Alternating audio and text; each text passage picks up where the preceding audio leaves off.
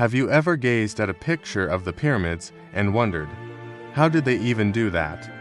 Or maybe you've been fascinated by the golden masks of pharaohs, the strange animal-headed gods, and the mysterious hieroglyphs. Ancient Egypt is a civilization that still captures our imagination thousands of years later.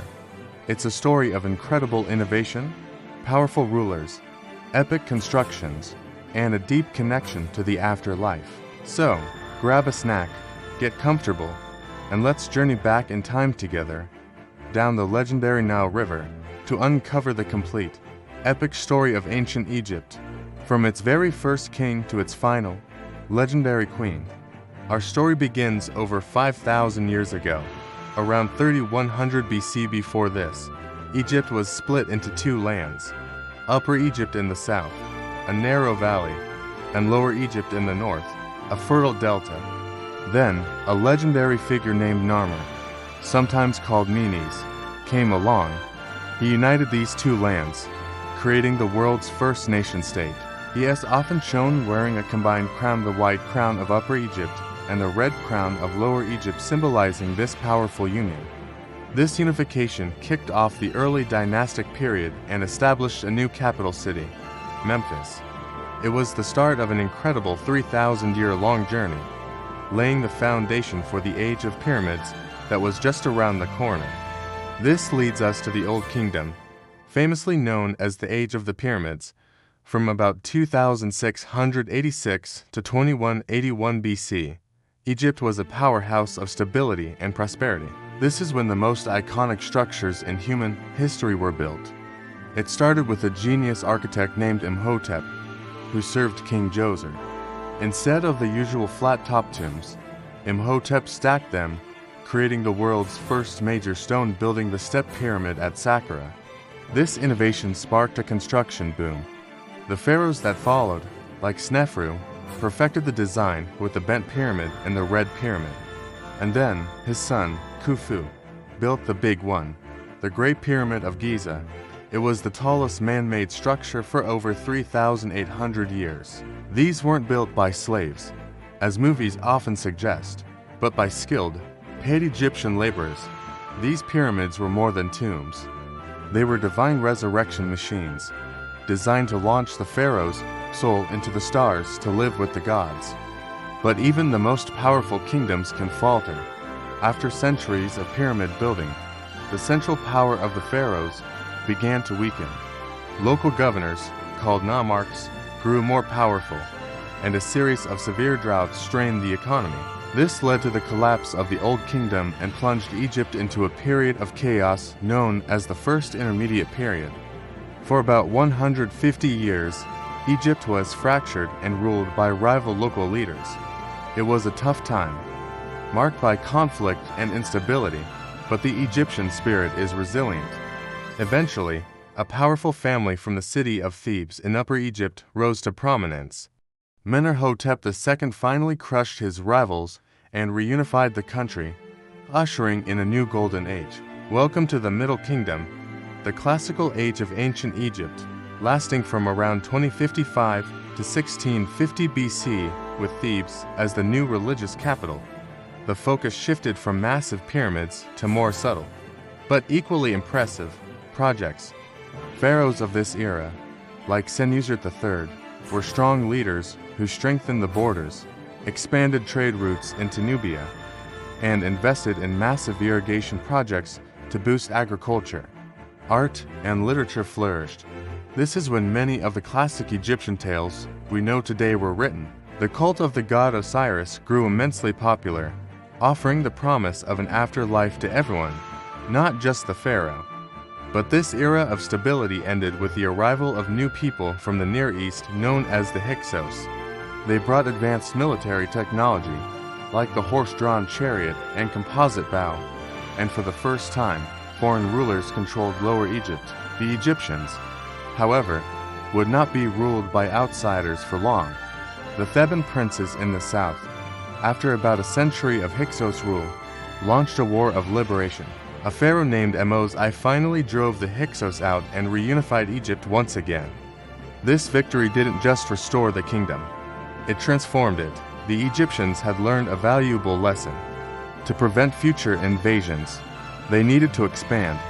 This marked the beginning of the New Kingdom, from 1550 to 1070 BC, the most glorious and well-known period of Egyptian history.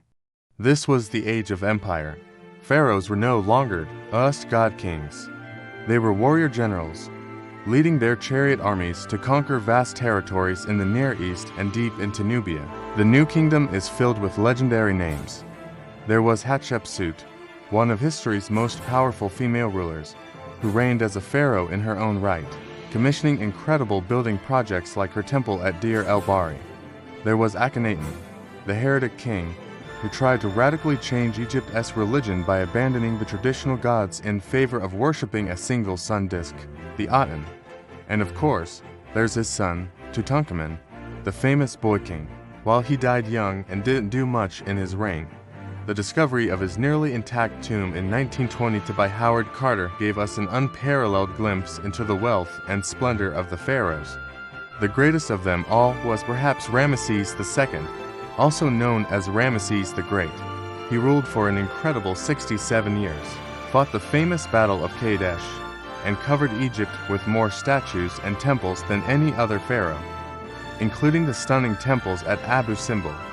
But all empires, no matter how great, eventually decline. After Ramesses II, a series of weaker pharaohs and internal power struggles weakened Egypt. The empire faced constant invasions from groups known as the Sea Peoples, which destabilized the entire Mediterranean. By the time we reach the Third Intermediate Period, around 1070 BC, Egypt was again divided, with pharaohs in the north and high priests of Amun controlling the south. This fragmentation made Egypt vulnerable. Over the next few centuries, it was conquered and ruled by a succession of foreign powers, first Libyans, then Nubians from the kingdom of Kush, who established their own dynasty of black pharaohs, and then the mighty Assyrians. Though often pushed around, the Egyptian spirit endured. For a brief period known as the Late Period, native Egyptian rulers managed to regain control. But it was short-lived. The real game changer was the rise of the Persian Empire. In 525 BC, the Persian king Cambyses conquered Egypt, making it just another province in his vast empire. There were rebellions, but Egypt remained under Persian control for most of the next centuries. Then, a new conqueror appeared on the horizon, Alexander the Great. In 330 BC, he marched into Egypt. The Egyptians, tired of Persian rule, welcomed him as a liberator. He was crowned pharaoh and founded a new city on the coast that would become the world's center of learning and culture, Alexandria. When Alexander died, his empire was divided among his generals. One of them, Ptolemy, took control of Egypt and established the Ptolemaic dynasty. These new rulers were Macedonian Greek, but they governed as traditional Egyptian pharaohs. They adopted Egyptian customs, worshipped Egyptian gods, and built temples in the classic Egyptian style. Their capital, Alexandria, was home to the Great Library and the Lighthouse, one of the 7 wonders of the ancient world. This Hellenistic period was a fascinating blend of Greek and Egyptian culture, and it all came to an end with the final, and perhaps most famous, ruler of them all, Cleopatra VII.